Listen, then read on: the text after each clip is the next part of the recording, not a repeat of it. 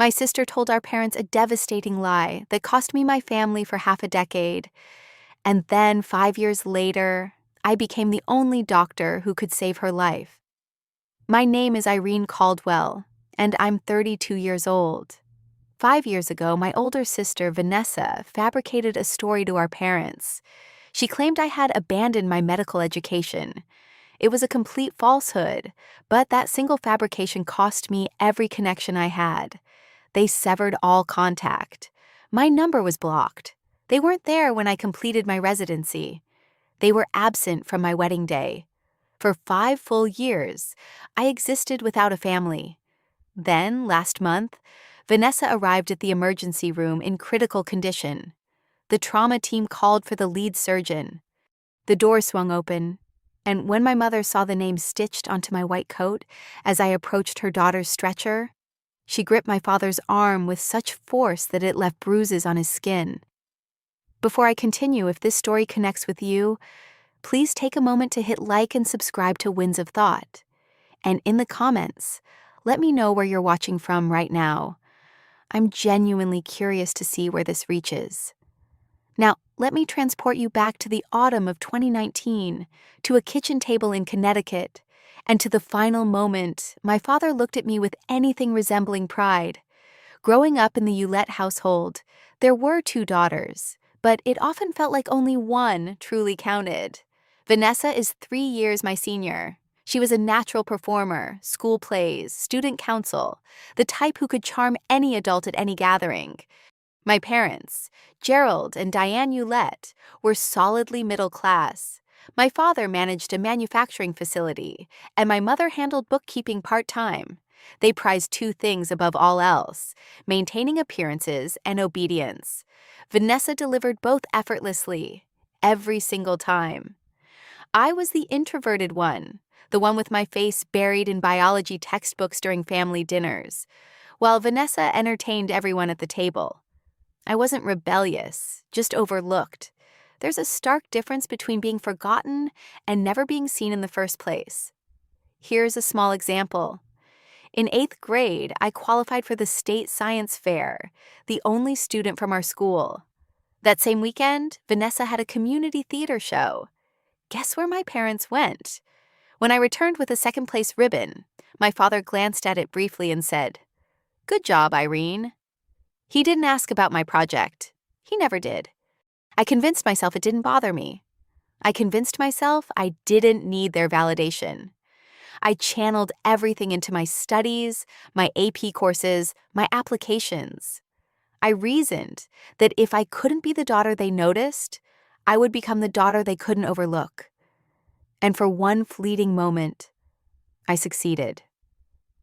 The day I received my acceptance letter from Oregon Health and Science University's medical program, 3,000 miles from home, something changed. For the first time, my father actually looked at me and uttered 5 words I'd yearned to hear for 18 years. But I'll share that shortly. First, you need to understand what Vanessa did when she sensed the spotlight shifting away from her. The acceptance arrived on a Tuesday in April. I remember because Vanessa was visiting for the weekend. She was 22, working as a marketing coordinator at a modest firm in Stamford.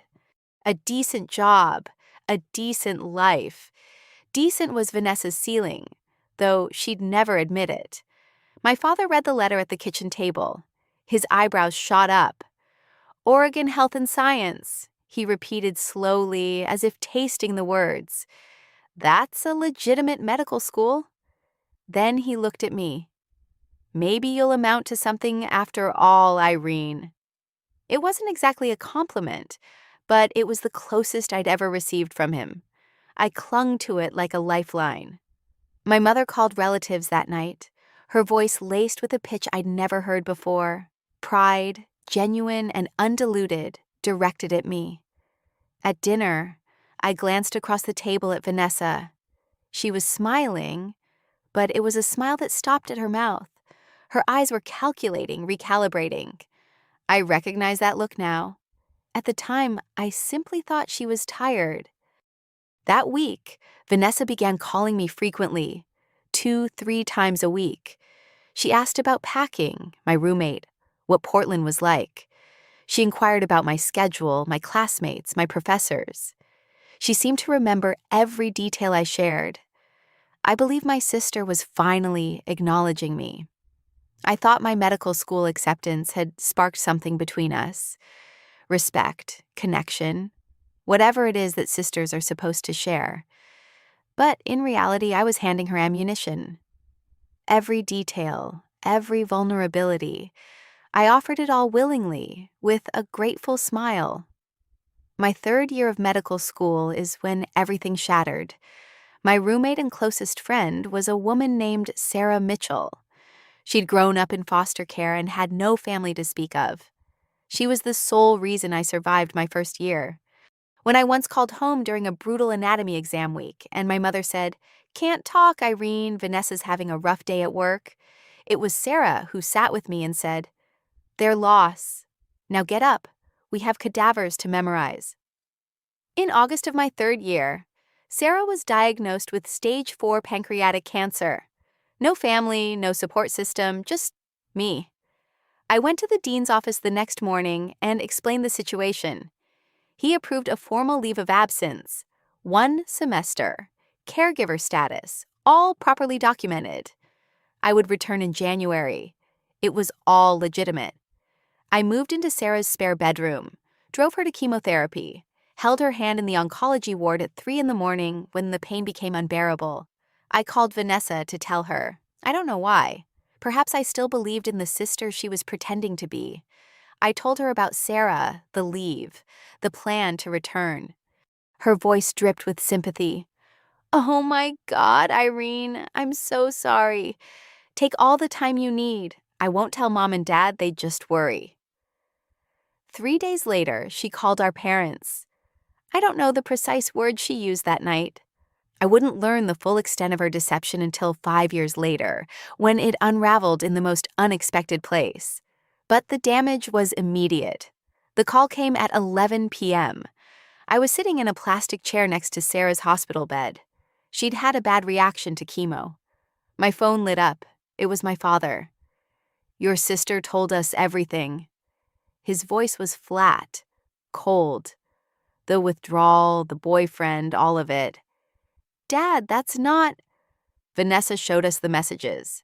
She showed us proof. I pressed my hand against the wall. "What messages? What proof?"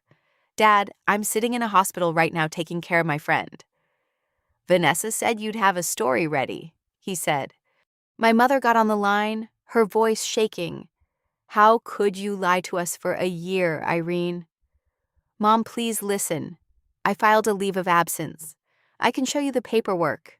I can give you the dean's number." "Enough," my father cut in. "Don't call this house until you're ready to tell the truth. You've embarrassed this family enough." The line went dead. I sat on that hospital floor for 20 minutes. Sarah's IV beeped behind the curtain. My phone showed the call duration, 4 minutes and 12 seconds. That's how long it took for my parents to erase me. 20 minutes later, a text from Vanessa. "I'm sorry, Irene. I had to tell them. I couldn't keep your secret anymore."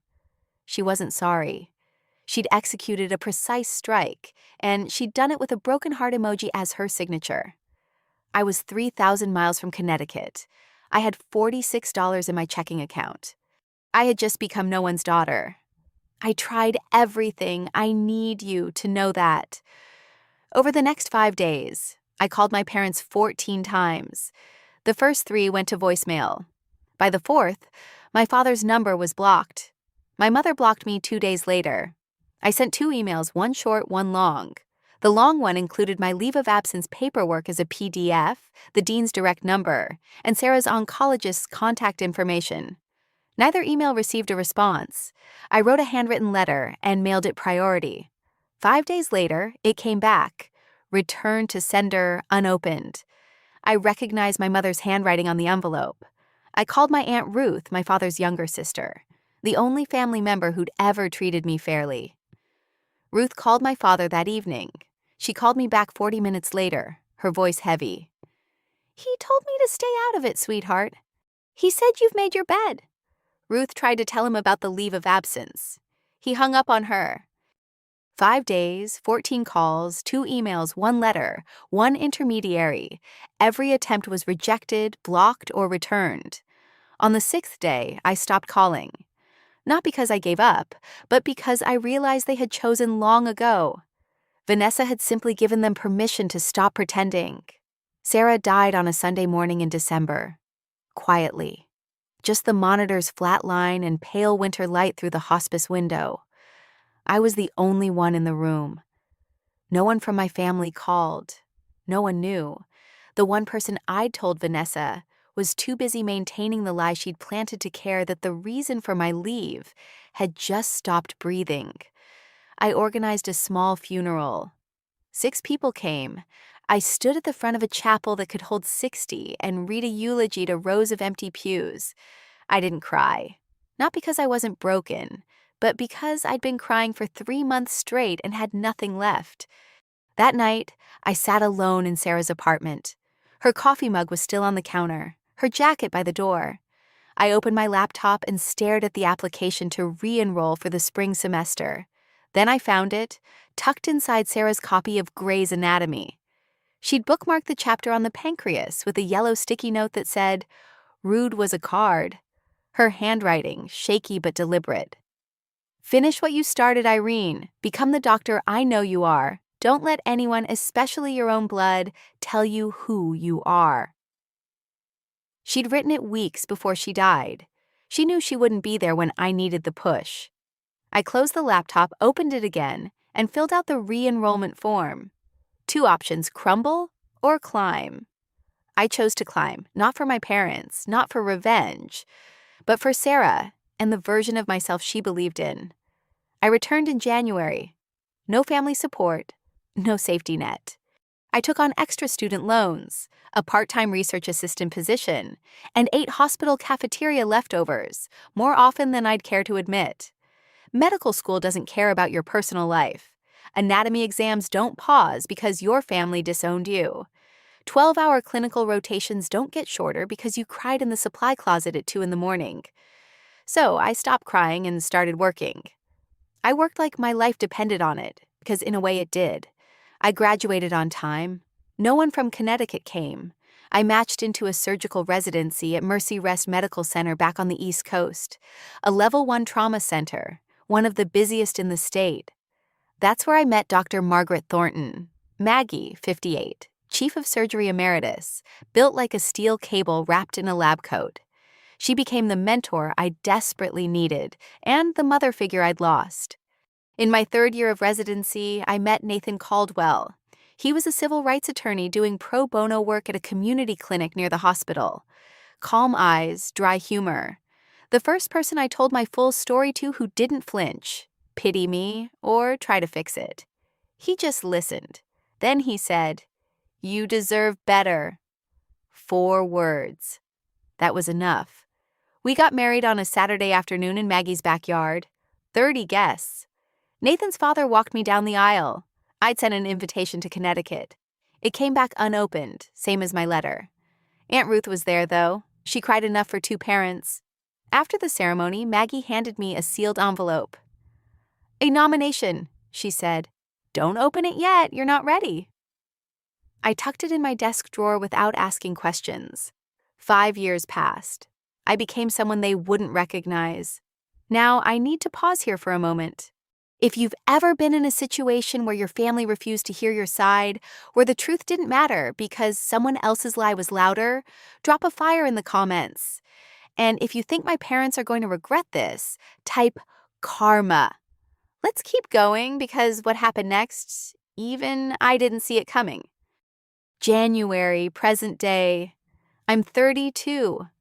I'm the chief of trauma surgery at Mercy Rest Medical Center. I have a house in the suburbs with a porch that gets good morning light, a husband who makes me laugh every day, and a golden retriever named Hippocrates, Hippo for short, who has never once judged me for eating cereal at midnight. It's a good life, a real one, built brick by brick with my own hands. But there's a specific ache that never fully fades. It lives in the hollow space between your ribs, right where a family is supposed to be. I don't wake up crying anymore. I don't check my phone hoping for a Connecticut area code. But every Thanksgiving, there's a moment, just a flash, where I set the table and count the plates and feel the absence like a phantom limb. Aunt Ruth still calls every Sunday. She's my thread back to that world. I never ask about them, but I always listen when she volunteers information. Mom and Dad are healthy. Vanessa got divorced 2 years ago. She's selling medical devices now. The irony is not lost on me. Last week, Ruth called with something different in her voice, cautious. "Irene, there's something I need to tell you about Vanessa, something concerning." Before she could finish, my hospital pager went off. Trauma activation. I told Ruth I'd call her back. I never got the chance because what Ruth was trying to tell me was already on its way, hurtling down Interstate 91 at 60 miles per hour in a sedan that was about to run a red light. And within the hour, the thing Ruth was warning me about would be lying on my operating table, bleeding out, with my parents in the waiting room and my name on the chart. I just didn't know it yet. Let me back up because what Vanessa did wasn't a single lie. It was a campaign.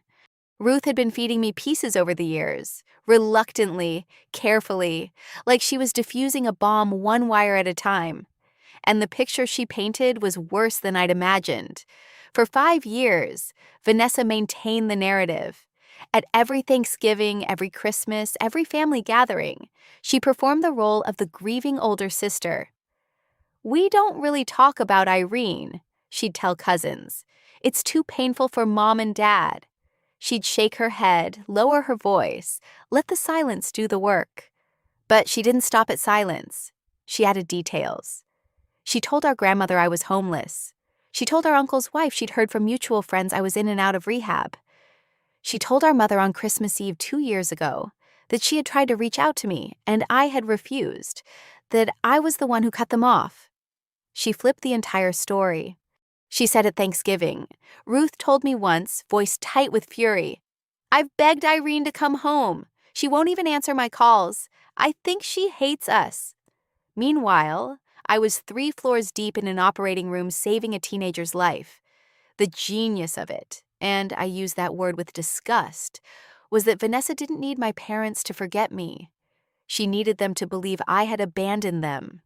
That way, their grief became proof. Their silence became justified. And she remained exactly what she'd always been, the loyal daughter, the only one who stayed. She wasn't protecting them. She was protecting her position. And there was one more thing Ruth told me, something I didn't learn until much later that made the whole picture even darker. But I'll get to that. Nathan told me this over coffee one morning 6 months ago. He'd been sitting on it for 2 years.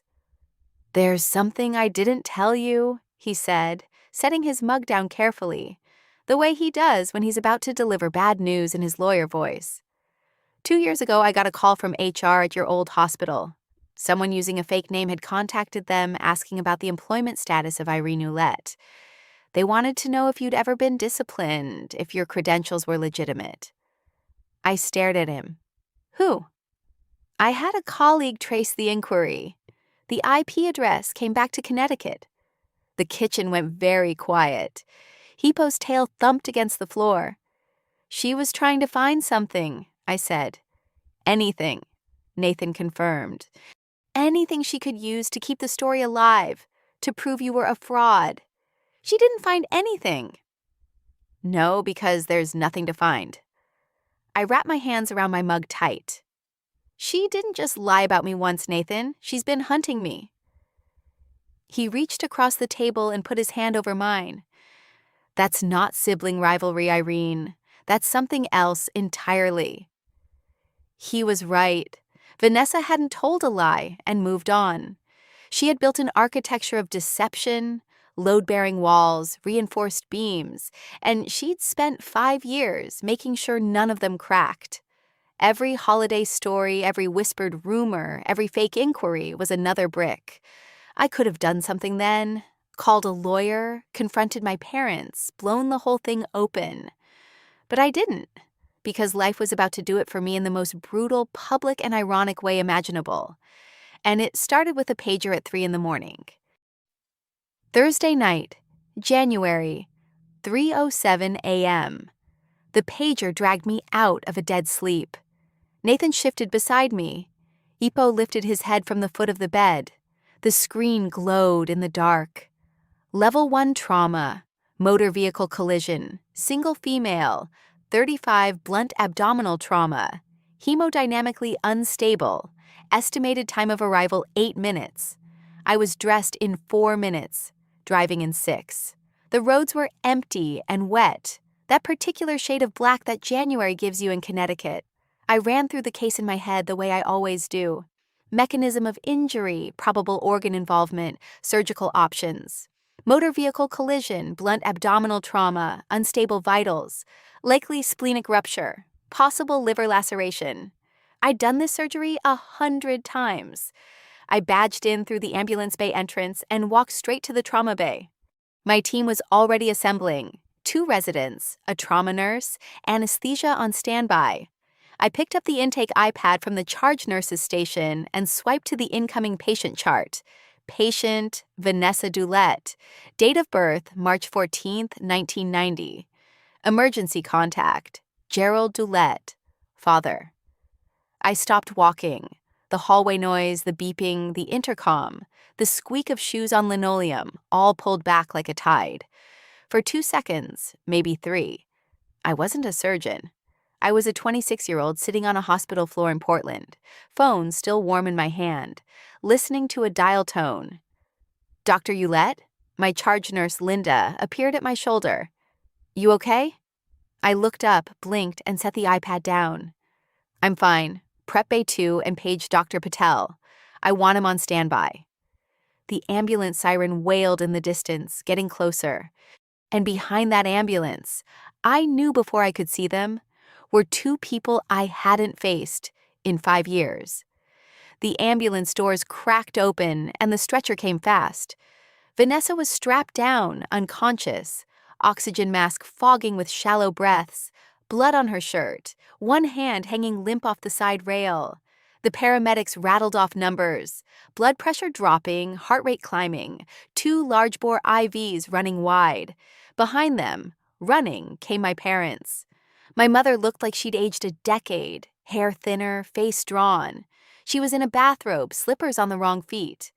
My father was in a flannel and jeans thrown on in a panic. His face was the color of old paper.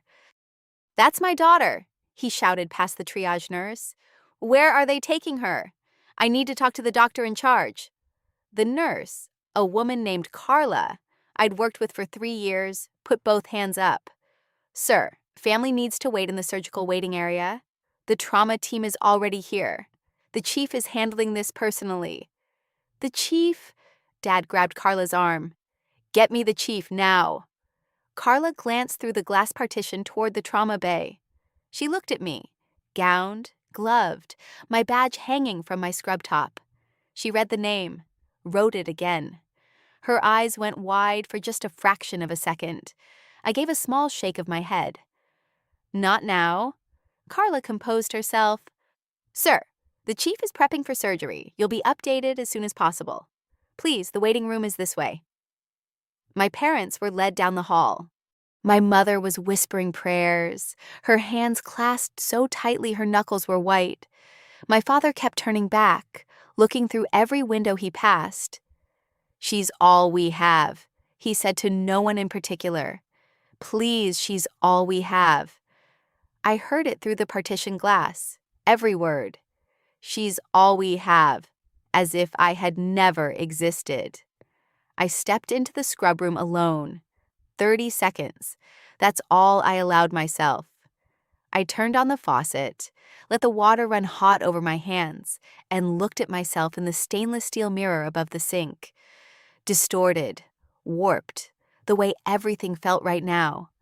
Scrub cap on, badge visible.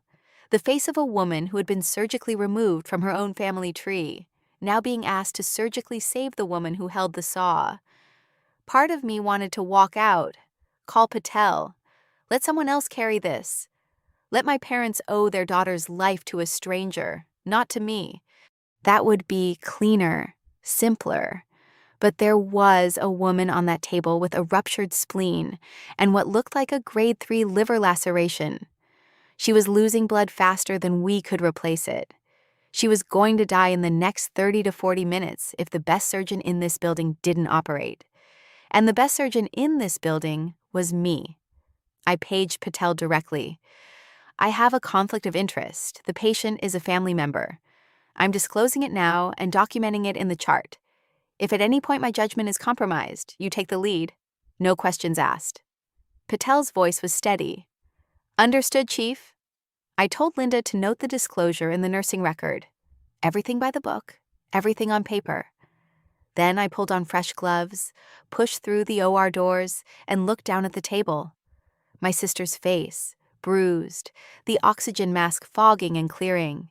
She looked smaller than I remembered, thinner. There were worry lines around her eyes that hadn't been there 5 years ago. For 3 seconds, she wasn't the woman who destroyed my life.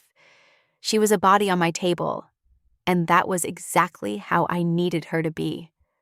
Let's go. Scalpel. 3 hours and 40 minutes.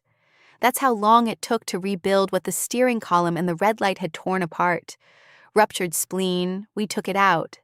Grade 3 liver laceration, we repaired it with precision sutures, layer by painstaking layer.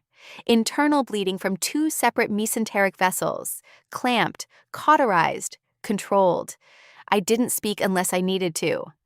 Suction, clamp, lap pad, retract. My hands moved the way they'd been trained to move, steady, deliberate, fast when speed mattered, and slow when precision mattered more. The residents watched. They always watched during my cases, and I could feel their attention sharpen when the liver repair got tricky. I didn't falter. I couldn't afford to. At 6:48 a.m., I placed the final closing stitch. Vanessa's vitals were stable, blood pressure normalized, output clear. She was alive. Dr. Patel, who'd been standing silently in the corner the entire time, pulled his mask down. Irene, he said quietly. That was flawless. You want me to talk to the family? I peeled off my gloves, dropped them in the bin, and washed my hands. Automatic, methodical, the same way I'd done it 10,000 times before. No, I said. This one's mine. I caught my reflection again in the scrub room mirror. Same face, same badge, but something had shifted. For 5 years, I'd been the daughter who disappeared. Now, I was the surgeon who just pulled her sister back from the edge of death. Those 2 facts were about to collide in a waiting room 40 feet away, in front of my entire night shift team. I straightened my scrub top, checked my badge, took one breath, and walked toward the waiting room. The hallway had never felt so long. The waiting room had that fluorescent hush that hospitals get at 7 in the morning. 2 other families were scattered in the far corners. A television murmured weather reports to no one. And in the center row, sitting rigid, sleepless, terrified, were my parents. I pushed through the double doors, still in my surgical scrubs, mask pulled down around my neck, scrub cap off, hair pulled back. My badge hung at chest level, printed in clean block letters anyone could read from 6 feet away. Dr. Irene Caldwell, MD, FACS, Chief of Trauma Surgery. My father stood first. He always stood first, a reflex, the need to be in charge. Doctor, how is she? Is Vanessa? He stopped. His eyes had dropped to my badge, then rose to my face, then dropped to the badge again. I watched the recognition move through him like something physical, a tremor that started in his hands and climbed to his jaw. My mother looked up a half second later. Her lips parted. No sound came out. Her right hand shot to my father's forearm and clamped down, fingers digging into the flannel of his sleeve with a force that I would later learn left 4 bruises shaped like fingertips. 5 seconds of silence, 5 seconds that held 5 years. I spoke first, calm, clinical, the same voice I used to address every family in this room. Mr. and Mrs. Dulett, I'm Dr. Caldwell, Chief of Trauma Surgery. Your daughter, Vanessa, sustained a ruptured spleen and a grade 3 liver laceration in the accident. Surgery was successful. She's stable and currently in the ICU. You'll be able to see her in approximately 1 hour. Mr. and Mrs. Not Mom and Dad. I watched that land. I watched it cut. Behind me, through the glass partition, Linda and 2 nurses were watching. They knew by the look on their faces they'd already put it together. My mother moved first. She took a step toward me, arms lifting, a sob already breaking through her chest. Irene, oh my God, Irene. I stepped back, half a step, polite, unmistakable. She froze. Her hands hung in the air between us, then slowly, painfully, dropped to her sides. My father's voice came out like gravel dragged over concrete. You're a doctor? I am. You're the chief? I am. But Vanessa said what, exactly? He closed his mouth, opened it, closed it again. I could see the machinery of his mind trying to reassemble 5 years of certainty that was crumbling in real time. My mother was crying now, not quietly. We thought you dropped out. She told us you were... She told you I dropped out, that I had a boyfriend with a drug problem, that I was homeless, that I refused to contact you. I kept my voice level. No shaking. No tears. I had rehearsed this moment 1,000 times in the shower, in the car, in the dark, before sleep. I never thought it would happen in surgical scrubs under fluorescent lights. None of it was true. Not a single word. Through the glass behind me, I could see Carla press a hand to her mouth. A resident, Dr. Kimura, second year, looked away, jaw tight. Linda set down her clipboard and stared. My father tried to redirect, old instinct. This isn't the time or place, Irene. Your sister is in the ICU. I know, I just spent 3 hours and 40 minutes making sure she survives. So, yes, Dad, I'm aware of where she is. He had nothing. For the first time in my life, my father, a man who had never been at a loss for a decree, had absolutely nothing. The silence was doing the work I never could. 5 years of blocked calls, returned letters, ignored emails. None of it had made a dent. But standing here, alive and accomplished and wearing the proof on my chest, that was louder than anything I could have written in a letter. My mother reached for the back of a chair to steady herself. The letters, she whispered. You said you sent letters. 2 emails with my leave of absence paperwork attached. 1 handwritten letter mailed priority. You sent it back unopened. I recognized your handwriting on the envelope. She pressed her fist against her mouth. My father stared at the floor. I called 14 times in 5 days. I asked Aunt Ruth to talk to you. You told her to stay out of it. I wasn't accusing. I was reciting. These were facts, and facts don't need volume. Then Linda appeared at the door. She didn't know the full story, not yet, but she had hospital business. Dr. Caldwell, I'm sorry to interrupt. The board chair saw the overnight trauma log. He asked me to pass along. The Physician of the Year Selection Committee sends their congratulations on tonight's surgical outcome. Linda said it the way she'd say anything routine. She had no idea she just detonated a second bomb. My mother looked at me, eyes swollen, mascara gone, bathrobe still on. Physician of the Year. It's an internal recognition, it's nothing. I turned to Linda. Thank you. I need to check post-op vitals. Excuse me. I walked toward the ICU corridor, measured steps, spine straight. I didn't look back, but I heard my mother's voice behind me, small and ruined. Jerry, what have we done? And I heard something I'd never heard before. My father saying nothing. Because silence, for the first time, was the only honest thing he had left. 4 hours later, ICU, room 6, monitor beeping in rhythm, morning light angling through the blinds. I walked in for the standard post-op assessment, vitals, drainage output, wound check. Routine, except nothing about this was routine. Vanessa's eyes were open, glassy, unfocused from the anesthesia, but open. She blinked at the ceiling, blinked at the IV pole. Then her gaze tracked sideways to me. She squinted, read my badge, read it again. The color drained from her face in a way I've seen before, but only in patients who've just been told their prognosis is bad. Irene. Her voice was sandpaper. "Good morning, Vanessa. I'm your attending surgeon. You sustained a ruptured spleen and a grade 3 liver laceration from the accident. Surgery went well. You're going to make a full recovery.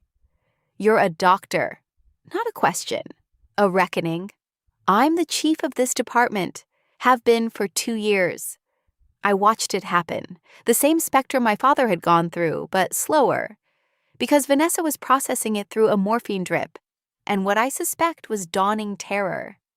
Confusion first, then disbelief, then fear, and then there it was. The expression I'd seen my whole life, the quick flicker behind the eyes. Calculation. Even now, lying in a hospital bed with my sutures holding her liver together, Vanessa was trying to figure out how to spin this.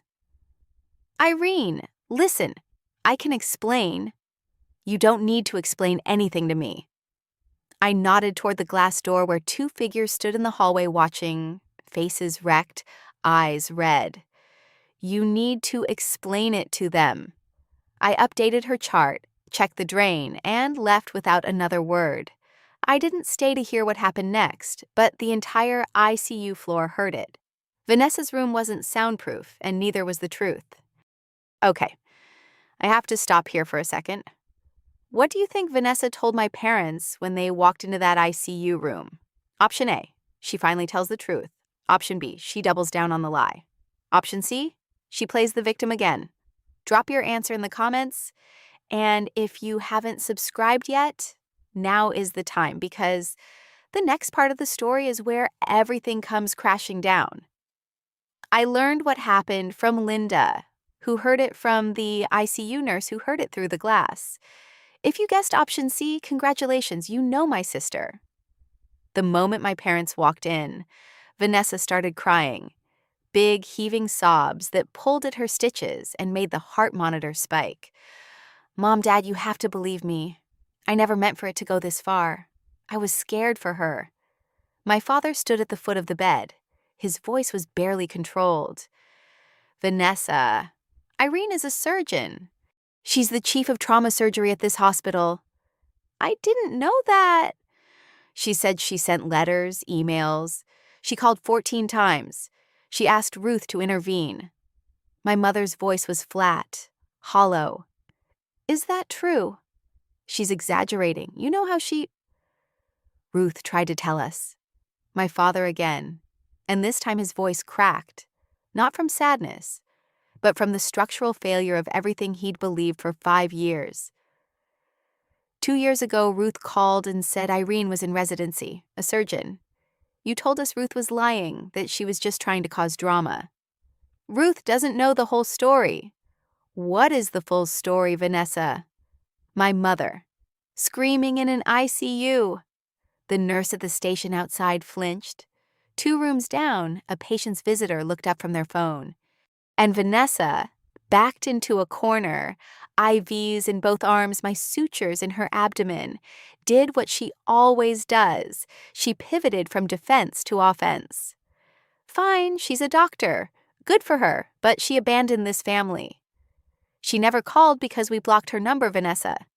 My father's hand was on the bed rail, knuckles white. Because you told us to. The heart monitor beeped. The IV dripped. And Vanessa, for perhaps the first time in her adult life, had no script.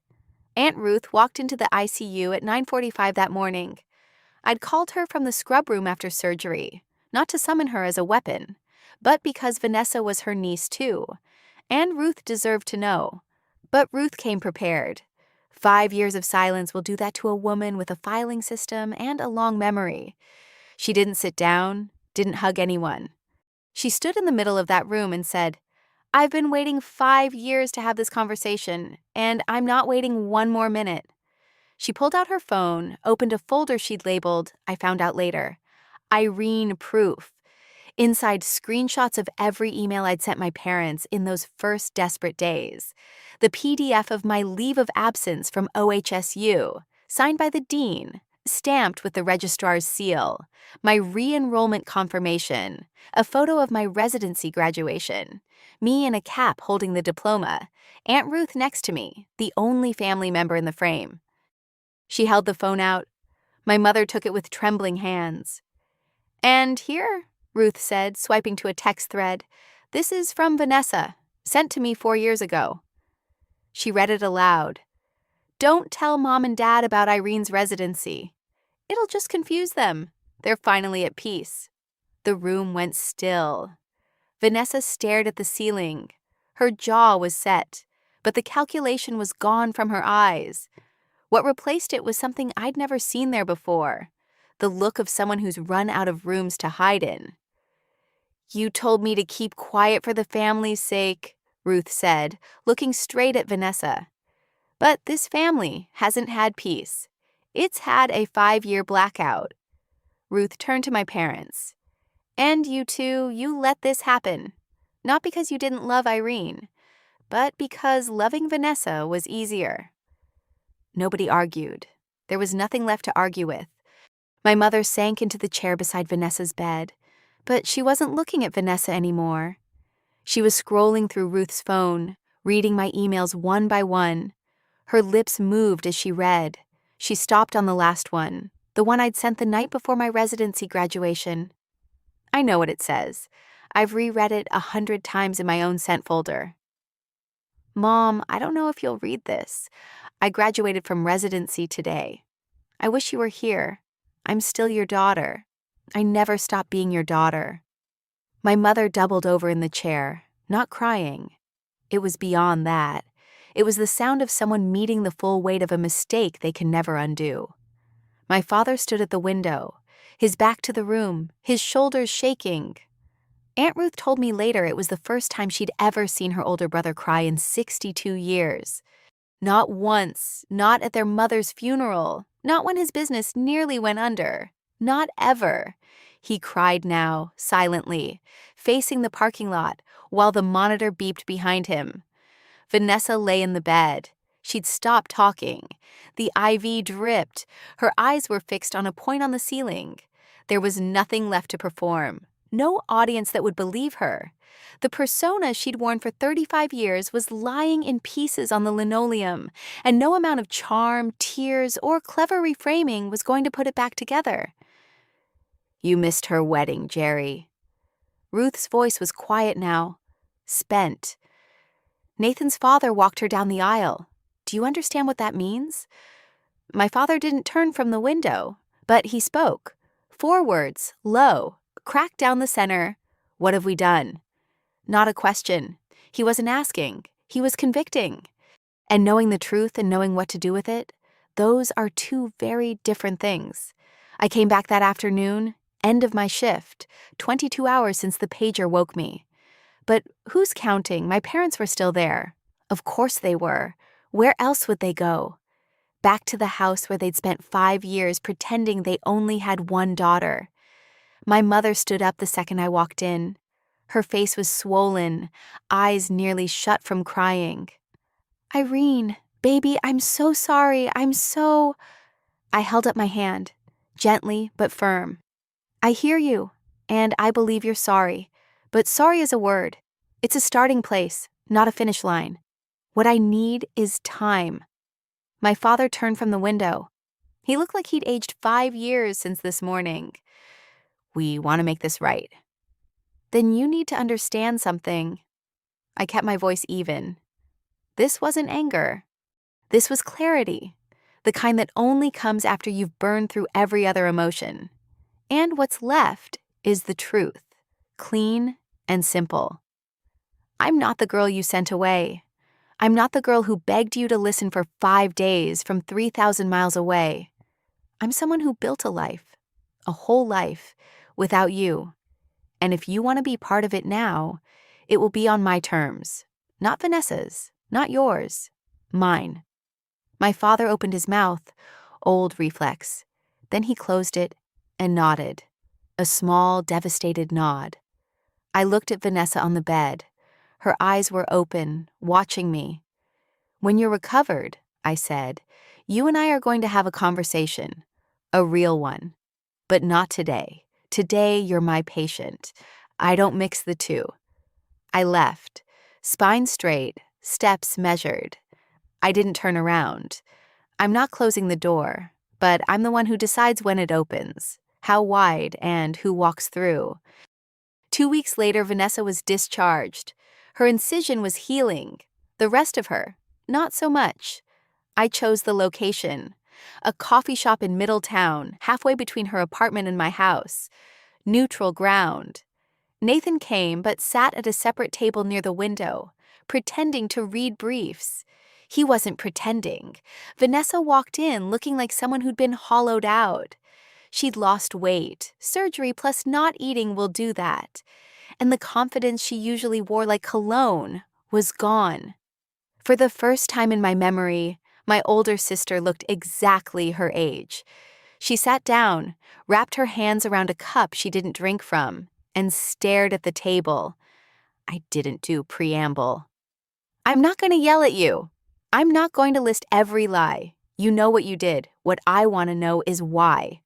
Silence, long enough that the barista called someone's name and it echoed off the walls. Then, quietly, "Because you were going to be everything I wasn't, and I couldn't handle it." I let that sit. That's honest. First honest thing you've said to me in 10 years. "I'm sorry, Irene." "I know you are. But sorry doesn't give me back the years. Sorry doesn't put Dad at my wedding. Sorry doesn't unend that box Mom shipped back to me, my high school graduation things, returned like I was dead to her." She looked away. Her eyes were wet, real tears. I know the difference now. Then she said something I wasn't expecting. "I also called your medical school twice. I tried to get them to revoke your leave of absence. I told them you'd fabricated the caregiver documents." The coffee shop hummed around us. I stared at her. "Your dean wouldn't listen to me. He protected you." "He didn't protect me, Vanessa. He believed the truth. That's not the same thing." I leaned back in my chair, took a breath. This was the part I'd mapped out the night before, sitting on the kitchen floor with Ipo's head in my lap, while Nathan reviewed it with me like a closing argument. "I'm not cutting you out of my life," I said, "but I'm setting conditions." Vanessa nodded, small, defeated. "You will tell the truth, the full truth, to every family member you lied to. Every aunt, every uncle, every cousin who spent 5 years thinking I was in rehab or living on the street. You will correct every single story." "I will. And you'll do it in writing. An email to the family group, all 47 people. Ruth will confirm everyone receives it." Another nod. I met with my parents separately the following week. Nathan drove me. We sat at their kitchen table, the same table where my father had read my acceptance letter all those years ago. The same table where Vanessa had smiled with just her mouth. "I'm open to rebuilding," I said, "but I need you to go to family counseling, both of you. Not for me, for yourselves. You need to understand why you believed a lie about your own daughter and never once picked up the phone to check." My father's jaw tightened. "We don't do that in this family." "That's exactly why we're here, Dad." My mother put her hand on his arm gently. "Jerry, please." He looked at her, looked at me. Something behind his eyes cracked. Not open, not yet, but cracked. "Fine." I stood to leave, then turned back. "One more thing, Nathan's father walked me down the aisle. That happened. We can't undo it. But if you want to know your future grandchildren, you start now. Not with grand gestures, with consistency. Apologies expire. Boundaries don't. That's the difference between sentiment and structure." 1 month later, the Physician of the Year Gala. 200 people in the ballroom of the Hartford Marquis Hotel. Surgeons, department heads, hospital administrators, donors, board members. Crystal glasses clinking, name tags on lanyards. A string quartet playing something classical that nobody was listening to. I wore a simple black dress. Nathan was at a front table looking like he'd been born in a suit.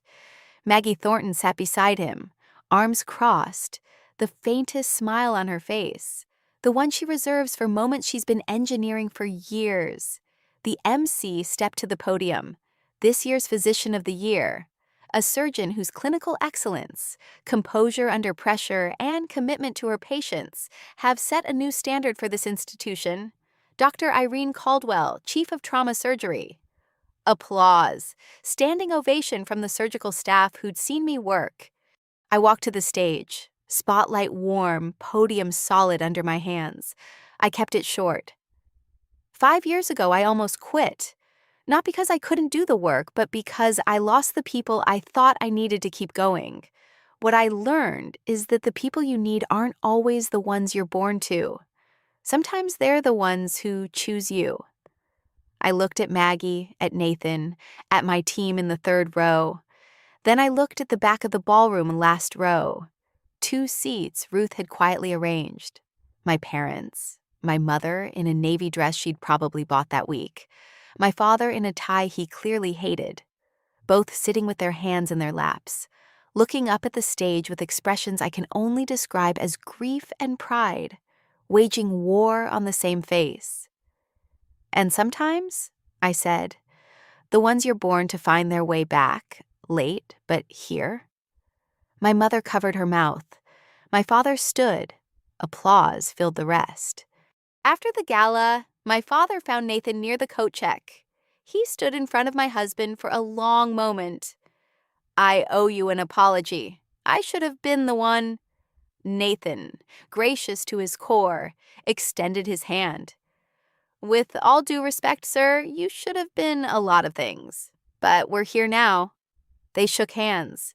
My father's eyes were red. He didn't let go right away. Vanessa sent the email on a Wednesday night. Ruth confirmed delivery to all 47 addresses. I didn't read it until the next morning. Nathan brought me coffee and set the laptop on the kitchen table without a word. He knows when to give me space. It was 3 paragraphs, no excuses, no flowery language, just the facts laid bare. She had lied about my leaving medical school. She had fabricated evidence.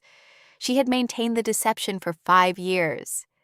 She had deliberately prevented our parents from learning the truth. She ended with, Irene never abandoned this family. I made sure they believed she did. That is entirely on me. The responses came in waves. My uncle's wife called Ruth in tears. She'd repeated Vanessa's rehab story at a book club 2 years ago. My cousin in Vermont sent Vanessa a 1-line reply. I don't know who you are anymore. Our grandmother, Nana June, 89, the matriarch who'd stopped asking about me at Thanksgiving because Vanessa told her it was too painful, called me directly. I'm 89 years old, she said, her voice paper-thin but furious. And I have never been lied to so thoroughly by my own blood. Irene, forgive an old woman for not seeing it. There's nothing to forgive, Nana. You were lied to. We all were. Nobody organized a boycott of Vanessa. Nobody sent group texts declaring her dead to them. But the trust she'd stockpiled, the currency she'd been spending for 35 years, was gone. You could feel it in the silence after her email, in the replies that didn't come, in the invitations that quietly stopped arriving. No one punished Vanessa. They just stopped believing her. And for someone who'd built her entire identity on being believed, that was punishment enough. My parents started counseling in February. A therapist in West Hartford named Dr. Reyna, calm, direct, the kind of woman who doesn't let you dodge a question. My mother took to it immediately. She'd been carrying the weight of her passivity like a stone in her coat pocket. The first time Dr. Reyna named it, enabling through silence, my mother broke down in the office and didn't stop crying for 40 minutes. That's what Ruth told me. I wasn't there. It wasn't my session to witness. My father struggled. He sat in the chair, he answered questions in as few words as possible. Dr. Rena told him, Ruth relayed, that his need to be right, his refusal to revisit a decision once it was made, had been the load-bearing wall of this entire disaster. Vanessa provided the lie, but my father's pride cemented it into place. He didn't argue with her. That might have been the first sign of change. 3 weeks into counseling, my mother mailed me a letter, handwritten. The irony wasn't lost on either of us. "I failed you," she wrote. "Not just when I believed Vanessa, but every time I chose peace over fairness. Every time I let your father's temper decide what was true. Every time I saw you standing in the doorway, quiet and waiting, and told myself you were fine, because it was easier than admitting I wasn't brave enough to fight for you." I read it at the kitchen table. Hippo was asleep on my feet. Nathan was in the next room pretending not to listen. I didn't cry, but I held that letter for a long time. Then I opened the drawer where I keep things that matter. Sarah's card, my return letters, the wedding invitation that came back unopened, and I placed it inside. Same drawer, different side. Progress isn't always dramatic. Sometimes it's just rearranging what you carry. Vanessa started therapy too, her own, separate from the family sessions. I know this because Ruth told me, and because Vanessa mentioned it briefly, awkwardly, the second time we met for coffee. We've had 3 of these meetings now. Each one short, each one stiff, each one slightly more honest than the last. The first time she stared at her hands and said nothing useful. The second time she told me about the therapy. The third time, she said something that actually landed. "I don't expect you to forgive me. I don't even know if I deserve it.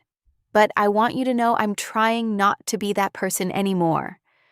I took a sip of my coffee, set it down, and said, "Then show me. Words are cheap in this family. They always have been. Show me with time." She nodded, didn't push, didn't perform. That was new. Do I believe her? Honestly, I don't know.